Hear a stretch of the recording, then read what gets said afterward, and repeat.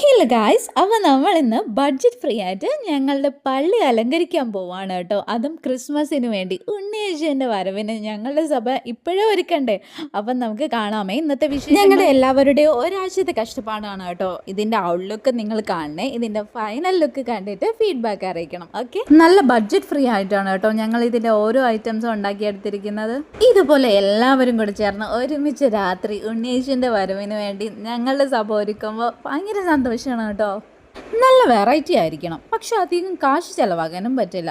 അങ്ങനത്തെ രീതിയിൽ എന്ത് ചെയ്യണമെന്ന് ആലോചിച്ചാണ് കേട്ടോ ഞങ്ങൾ ഈ ഒരു ഡെക്കറേഷനിൽ. ഈ ഒരു ക്രിസ്മസ് ട്രീ മേക്കിംഗ് വളരെ സിമ്പിളാണ് കേട്ടോ.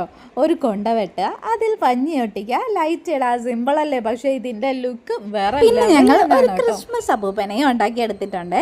ഈ ഒരു ഫുൾ ഡെക്കറേഷൻ്റെ പിന്നിൽ ഒരു മാസ്റ്റർ ബ്രെയിനെ ഞാൻ കാണിച്ചു തരാമേ. ആ ഒരാളാണ് ഇത്. എൻ്റെ ഭർത്താവായതുകൊണ്ട് പറയല്ല കേട്ടോ, ആള് പൊളിയാ. നമ്മുടെ അലീസിയ വാവയും ക്രിസ്മസ് ഒരുക്കത്തിന് വേണ്ടി ഞങ്ങളുടെ കൂടെ തന്നെ ഉണ്ട്.